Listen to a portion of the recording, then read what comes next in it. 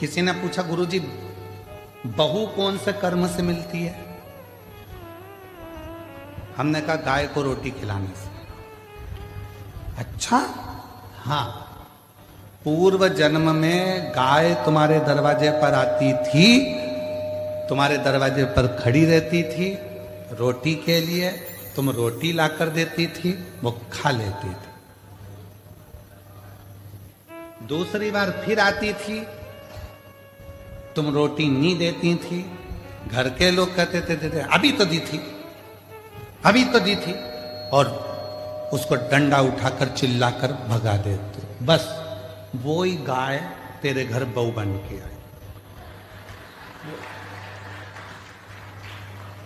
सुबह की चाय दे देती है बहुत अच्छे से, दिन की मांग के दे।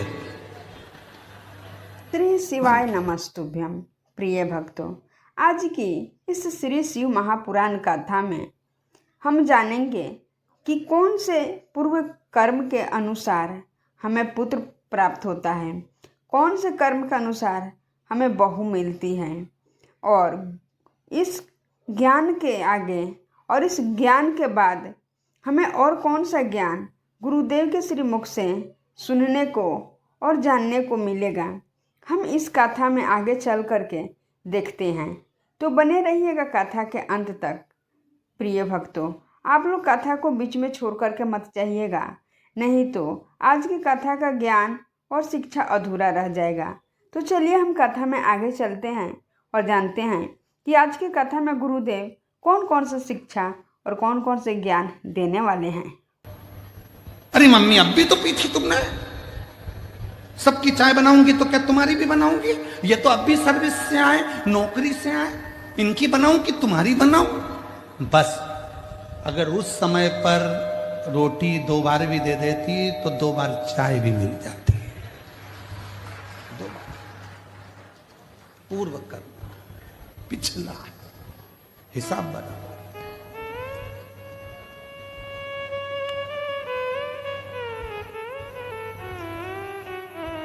एक पुरानी कथा बा, बहुत पहले हम श्रवण कराए थे, आज फिर स्मरण में आ गई कि एक राजा के लड़के की शादी हुई और राजा के लड़के की शादी हुई और घर में बहू आ गई। शयन कक्ष में बहू पहुंच गई सोने के लिए। बेटा सो रहा था, पत्नी ने उस राजा के लड़के की तलवार जो निकाली म्यान में से। म्यान इतनी सुंदर है, इतनी सुंदर म्यान, और म्यान में से जैसे उसने सोचा कि म्यान इतनी हम कहें तो अपने बाबा से ही तो कहेंगे।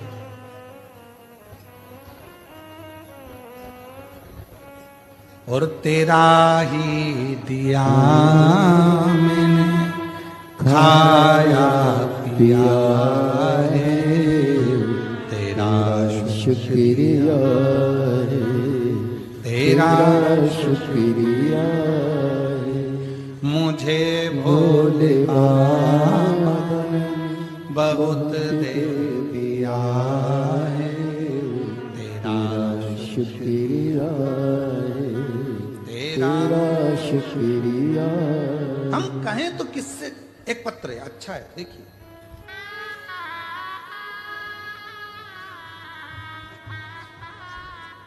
गुरुजी, मेरा नाम अनीता है, मैं बड़ौदा गुजरात में रहती हूँ।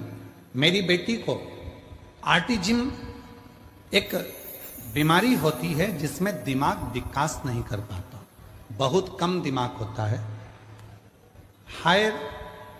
हाइपर हो जाती है, सामान फेंक देती है, सामान तोड़ देती है, उसके हाथ में जो आता है वो फेंक देती है, तोड़ फोड़ कर देती है।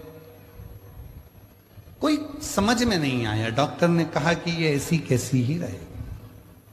ना खुद से खा पाती थी और ना स्वयं जल पी पाती थी, शुद्ध नहीं थी।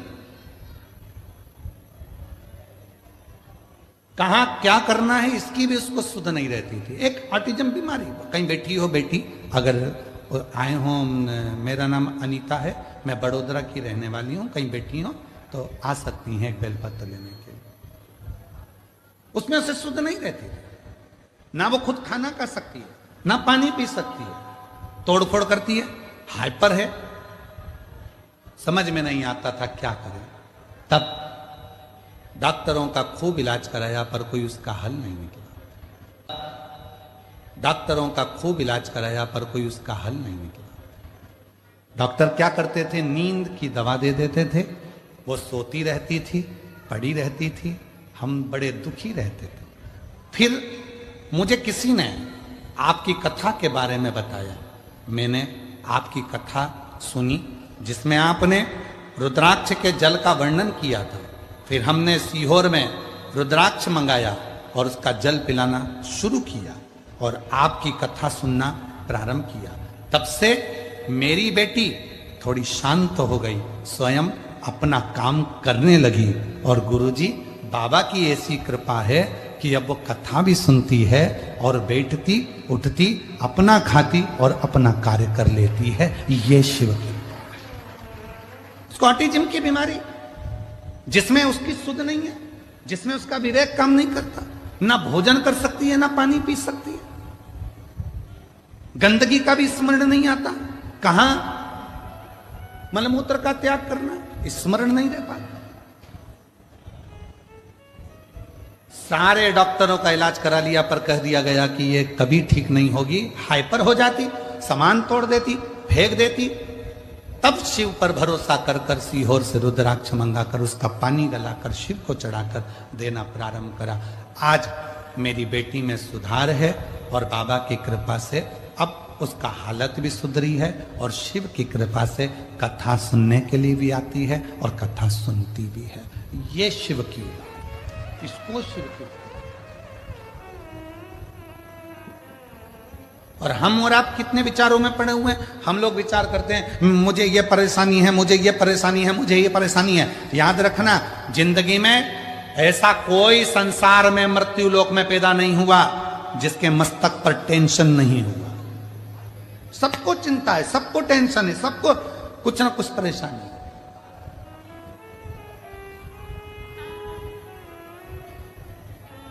पर क्या करें, किसको करें?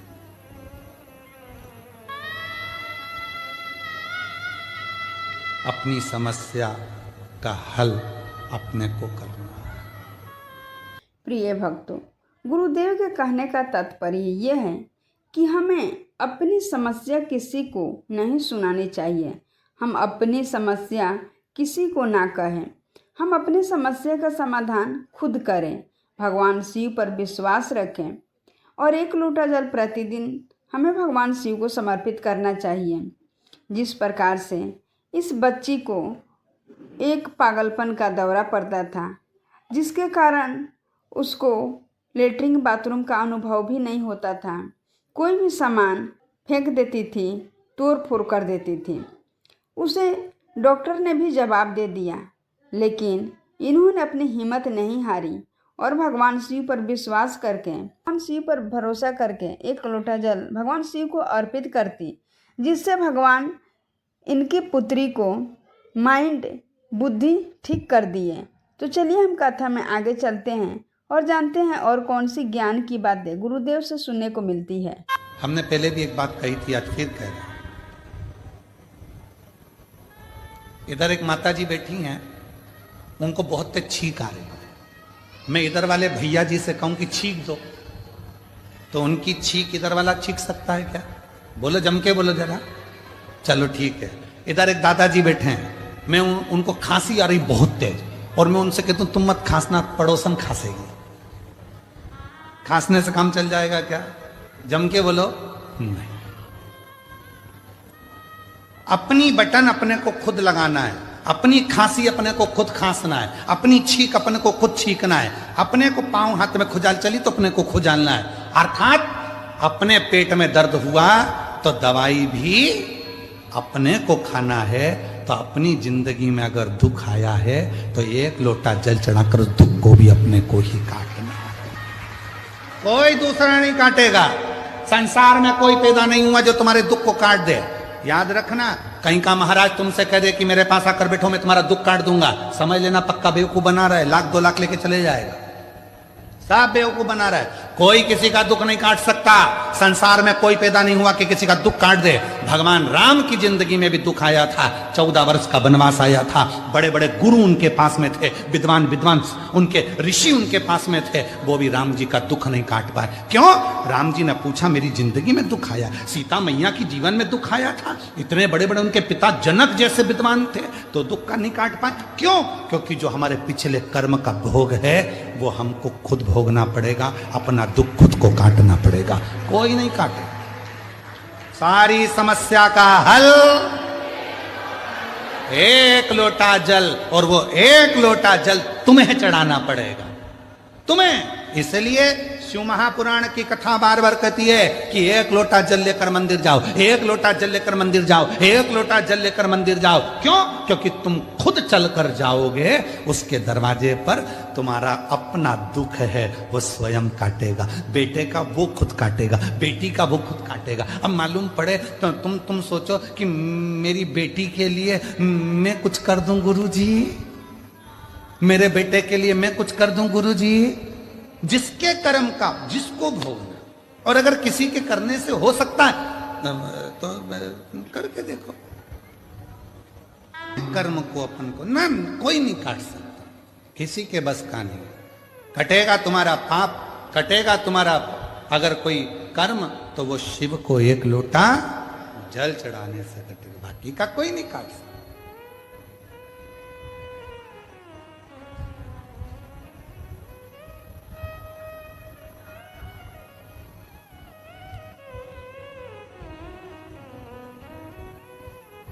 वो कहते हैं ना,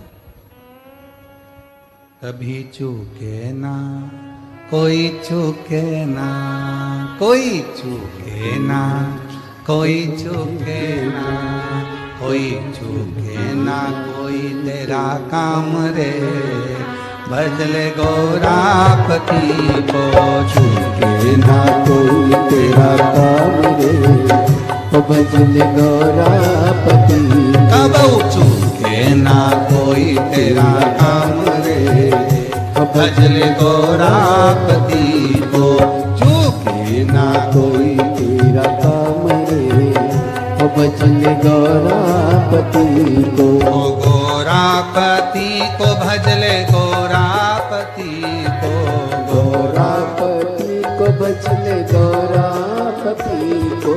गौरापति को भजले गौरापति को, गौरापति को भजले गौरापति को। कबौ चूके ना, कबौ चूके ना, कबौ चूके ना, कबौ चूके ना, कबौ चूके ना कोई तेरा काम रे, भजले गौरापति को।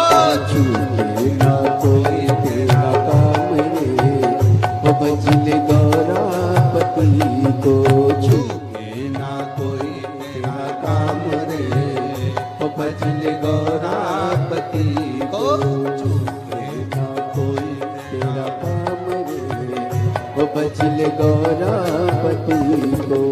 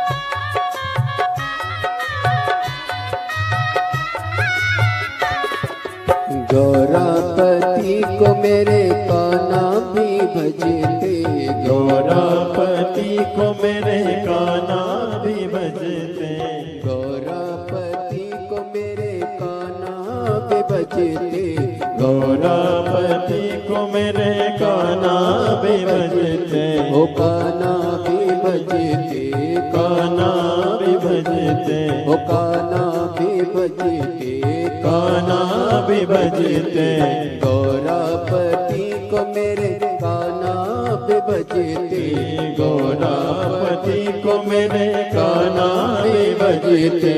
मिल गया ओ मिल गया, मिल गया ओ मिल गया, अरे मिल गया द्वारिका धाम रे, ओ बजल गौरापति को मिल गया द्वारिका धाम रे, ओ बजल गौरापति को मिल गया द्वारिका धाम रे, ओ बजल गौरापति को।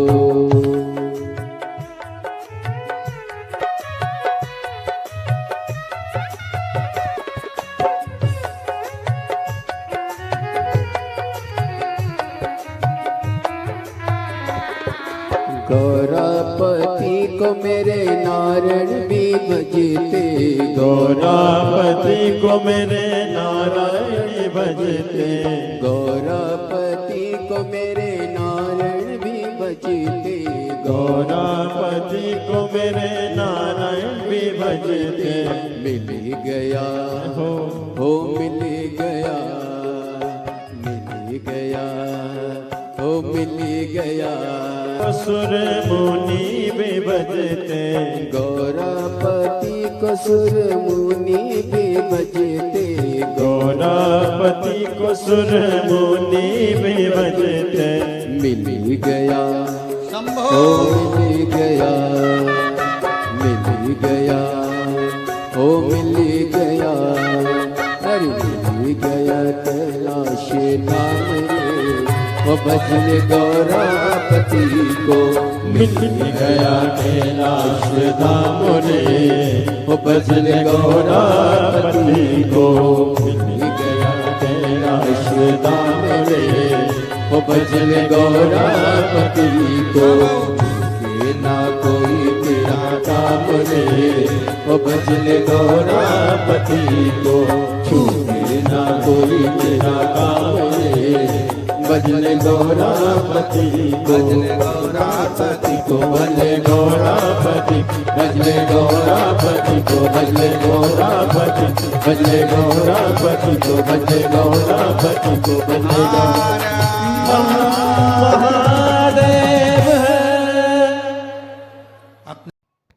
प्रिय भक्तों, गुरुदेव का कहने का तात्पर्य ये है कि अपना दुख स्वयं काटना चाहिए। अगर कोई कहे कि तुम मुझे इतना पैसा दो, मैं तुम्हारे सारी समस्या का समाधान कर दूंगा, अगर कोई ज्योतिष हो या कोई भी हो, अगर वो बोले तुम मुझे इतना पैसा दो, मैं तुम्हारा सारा समस्या का समाधान कर दूंगा, तो आप उस पर आंख मूंद करके कभी विश्वास मत करिएगा। सिर्फ भगवान शिव पर विश्वास करिए और 1 लोटा जल भगवान शिव को समर्पित करिए। वो 3 महीने के अंदर ही आपके सारे समस्या का समाधान करके आपको दुखों से निजात देगा। तो बहुत ही सुंदर और बहुत ही प्यारा श्री गुरुदेव के मुख से हमने ये भजन सुना।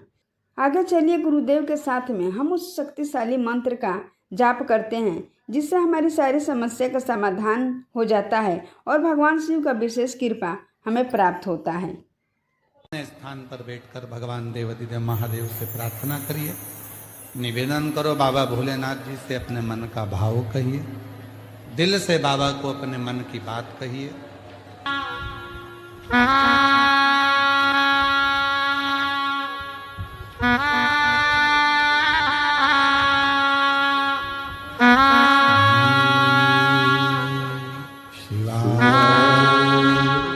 नमस्तु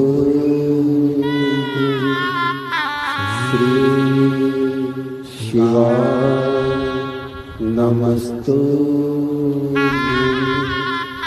श्री शिवाय, नमस्तु श्री शिवाय, नमस्तु श्री शिवाय, नमस्तु भोला सब दुख काटो ओ भोला सब दुख काटो शिव शंकर तेरी माला भोले बाबा तेरी माला भोला सब दुख काटो ओ भोला सब दुख काटो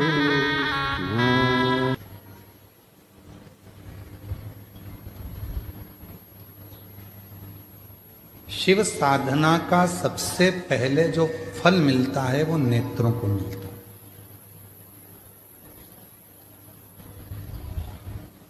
शिव साधना का सबसे पहले अगर कोई फल मिलेगा तो वो नेत्रों को मिलेगा।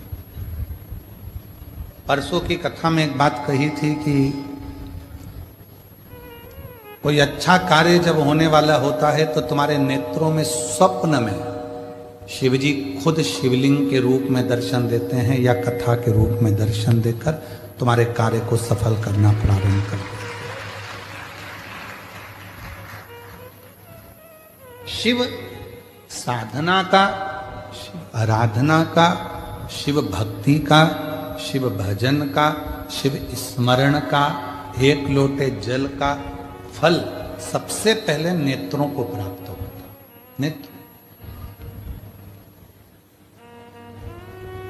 इसीलिए शिव महापुराण की कथा कहती है जो शिव के सच्चे भक्त होते हैं, भगवान शंकर के जो उपासक होते हैं, शिव की साधना करने वाले, शंकर की आराधना करने वाले, शिव का स्मरण करने वाले, शिव नाम जपने वाले, भगवान शंकर की भक्ति करने वाले, जरूरी नहीं कि ये हमारे ऊपर हाथ रखेंगे तो ही हमारा कल्याण होगा। जो शिव को मानने वाला होता है, शिव का जो साधक होता है, शंकर की भक्ति करने वाला जो होता है, शिव के रस तत्व में जो डूबने वाला होता है, केवल वो एक बार अपने नेत्रों से हमको देख भी ले तो भी जगत का कल्याण निश्चित हो जाता है। जीव का कल्याण निश्चित हो, तो जीव का कल्याण निश्चित हो।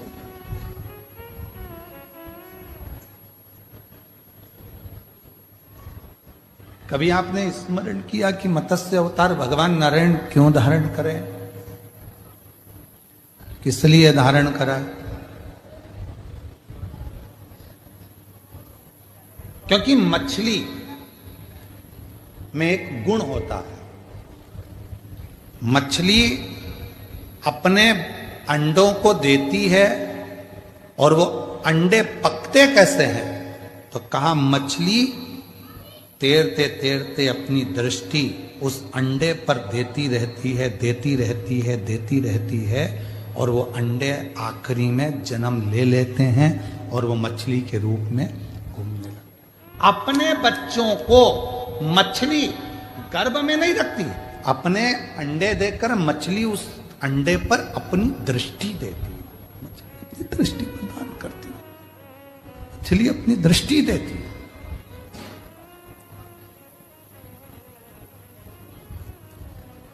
वो मछली अपनी दृष्टि दे रही होती है, उन अंडों पर मछली की दृष्टि पड़ती है। भगवान नारायण ने जो मत्स्य रूप धारण करा, मत्स्य अवतार भगवान नारायण का जो हुआ, भगवान नारायण उस मत्स्य रूप में दर्शाना चाहते हैं कि संसार के लोग भले मुझे मंदिर में आकर पूजें ना पूजें, पर यदि संसार में रहने वाला जलचर हो, जीव हो, थलचर हो, वायुचर हो, कोई भी जीव हो, जहां बैठकर मुझे पुकारता है, भगवान कहते हैं मैं उसको अपनी दृष्टि से देखकर तुरंत उसको आनंदित कर देता हूं, उसको सुख प्रदान कर देते, उसको आनंद, केवल दृष्टि देती है, केवल दृष्टि, और नयन दृष्टि से वो जीव कृतार्थ हो जाता है, नयन की दृष्टि से।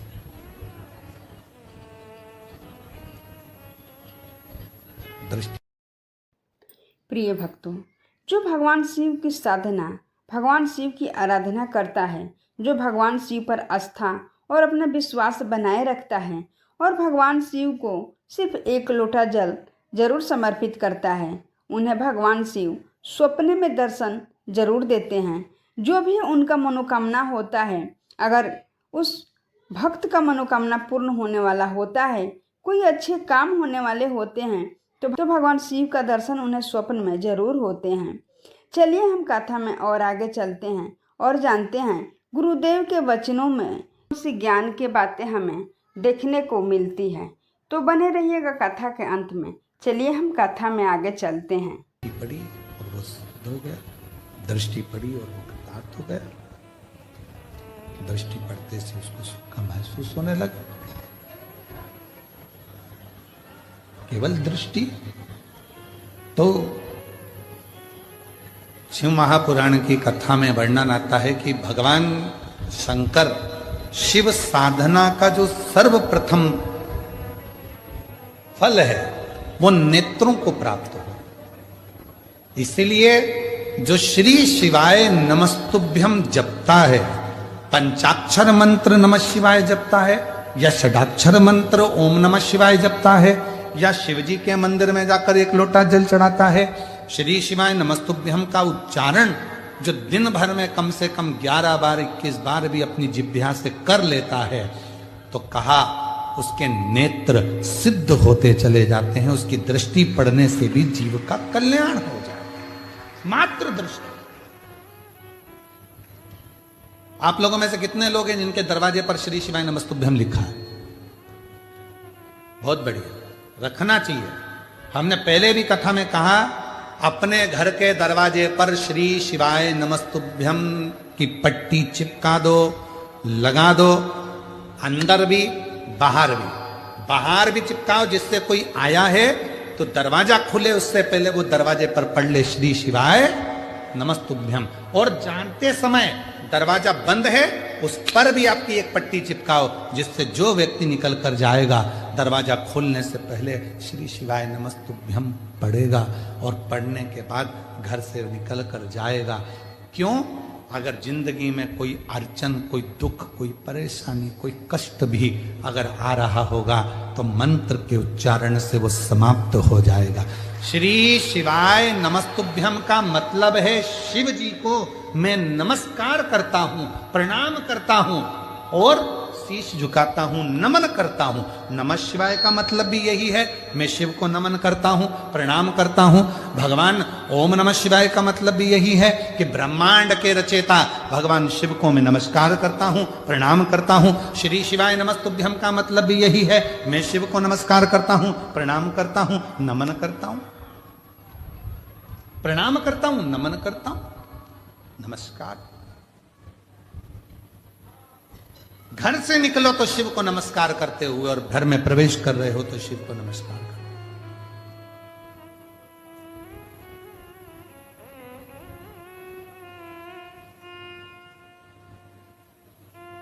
और हम तो निवेदन करेंगे आप लोगों से, आपके यहां कोई विशेष फंक्शन हुआ करे तो उनको भी दिया करो श्री शिवाय नमस्तुभ्यम। लगाओ, अपने दरवाजे पर जरूर लगाओ, अपने घर में जरूर लगाओ, जिससे सबका कल्याण। सर्वे भवन्तु सुखी। लगाइए। एक पत्र और बड़ा सुंदर है।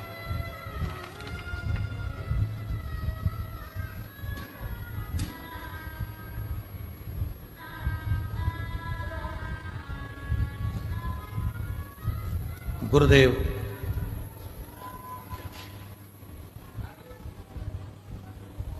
पत्र में नाम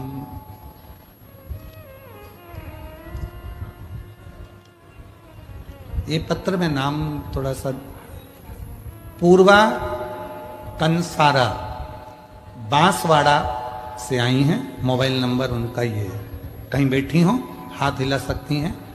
मेरा बेटे का जन्म हुआ 9/7/2024 को।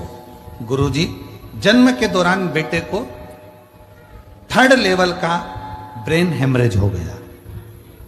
बेटे का जन्म होते से ही 9/7/2024 को जन्म हुआ। जन्म होते से ही उसी के दौरान बेटे को 3rd लेवल का ब्रेन हेमरेज हो गया। जब 3rd लेवल का ब्रेन हेमरेज हो गया, डॉक्टरों ने 24 घंटे भी निकालना मुश्किल है यहां तक कह दिया, उसकी ऑपरेशन करना पड़ेगा। मेरे बाबा पर मुझे भरोसा करा गुरुदेव, इतने जन्म लिए बच्चे का ब्रेन हेमरेज और उसका ऑपरेशन बड़ा मुश्किल था। सोच लिया अब तो बाबा जिंदा रखे कि मारे उसके हाथ में है, क्या करा जाए।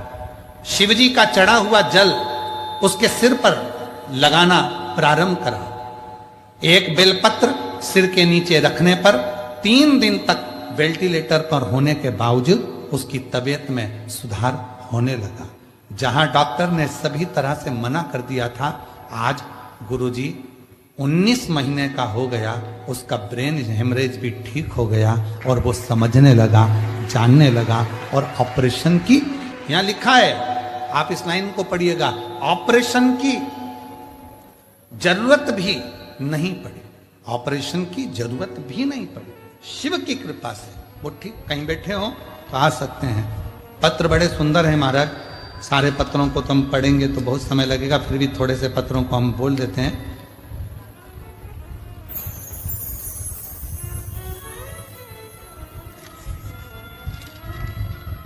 किनका पत्र है ये, नाम का थोड़ा सा जरा फोटो देख लो दोनों बच्चों के। कोई बैठी हो उनकी मम्मी, पत्र पर नाम नहीं लिखा है तो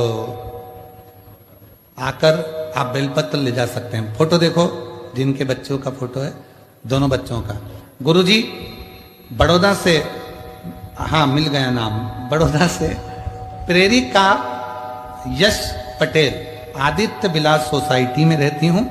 मुझे 7 साल हो गए थे, संतान नहीं थी, तब बाबा से प्रार्थना कर कर सफेद आंकड़े की जड़ का प्रयोग करा और बाबा की कृपा से मेरा गर्भ ठहर गया। 8/3/2024 को मेरे यहाँ 2 पुत्रों ने जन्म लिया, जिनका मैं फोटो लगा रही हूँ। अगला पत्र है, गुरुजी मेरा नाम अश्विनी दक्षिण तंबोली है, मेरा मोबाइल नंबर ये है। शादी को 17 साल हो चुके थे पर कोई संतान नहीं थी। मैंने बड़ौदा में सारे डॉक्टरों से इलाज करवाया पर संतान का सुख नहीं आया। तब पशुपति व्रत किया और बाबा की कृपा से 17 साल के बाद मेरे घर में 15/5/2025 को संतान की प्राप्ति हुई। अगला पत्र है, मेरा नाम आरती भाटिया है, मैं गुजरात के दाहोद जिले से पिपलोद की रहने वाली हूँ। मेरी शादी को 14 साल हो गए थे, कोई संतान का सुख नहीं था। सारा इलाज करवाया पर सुख नहीं प्राप्त हुआ। बाबा की कृपा से सफेद आंकड़े की जड़ का प्रयोग और सीहोर जाकर बाबा को प्रणाम कर कर रुद्राक्ष लाई। 14 साल के बाद मेरे घर में बाबा ने कृपा कर कर संतान का सुख दिया। अगला है, मेरा नाम किंजल अजय कहार है, डांडिया बाजार बड़ौदा की निवासी हूँ। हमारी शादी को 14 वर्ष हो गए थे, मुझे संतान प्राप्ति नहीं हुई। गुरुदेव बाबा की कृपा से 14 साल के बाद 1/4/2025 को मेरे घर में संतान का सुख आया है। मैं बाबा को नमन करती हूँ। एक पत्र और है जिसमें बच्चे ने जन्म तो लिया पर बच्चे ने जन्म तो लिया पर बच्चे के जो ऑपरेशन हुए हैं जन्म के समय पर, बच्चे के जन्म के समय पर उसके किडनी में कोई प्रॉब्लम उधर में हो गई थी, जिसके कारण बस जन्म लिए बच्चे को ऑपरेशन करना पड़ा और डॉक्टर ने कहा था इसका बचना मुश्किल है। शिव की कृपा से और जल से आज वो बच्चा पूर्ण तरह से जीवित है। प्रिय भक्तों, ये भगवान शिव के उन भक्तों का प्रमाण है जो भगवान शिव पर आस्था रखते हैं, उन पर विश्वास रखते हैं, उनको एक लोटा जल देते हैं। और जो भी मनुष्य को या जो भी माता बहनों का गर्भ नहीं ठहरता है, उन्हें कोई पुत्र का प्राप्ति नहीं होता है, जो दावा करके भी थक हार गया है, वो सीहोर के रुद्राक्ष को पानी में डाल करके उसका जल को पिलाते हैं तो उसका गर्भ ठहर जाता है, उन्हें बच्चे की प्राप्ति होता है। और जो कोई भी रोग से जूझ रहा है, उनका रोग भी पूर्ण तरह से भगवान शिव ठीक करते हैं। तो भगवान शिव के ऊपर आस्था रखने वाले और भगवान शिव सब पर अपनी कृपा दृष्टि बनाए रखते हैं, उनका 3 महीने में उनका मनोकामना जो पूर्ण होता है, उसका ये प्रमाण जो कि एक पत्र के रूप में गुरुदेव के व्यास गद्दी पर आता है, और गुरुदेव हमें ये पत्र पढ़ करके सुनाते हैं और भगवान शिव पर आस्था और विश्वास बनाए रखने के लिए कहते हैं। तो चलिए हम कथा में आगे चलते हैं और जानते हैं कि और कौन सी ज्ञान की बातें हमें मिल रही है। ये शिव की उदारता है। ये जिनका फोटो लगा है वो भी आ सकती हैं, जिन जिन के पत्र बोले हैं। विद्या प्रवीण पाटिल। शिव की उदारता, शंकर की अविरल भक्ति जीव को फलित होती है, फल जरूर देती है। शिव उदारता का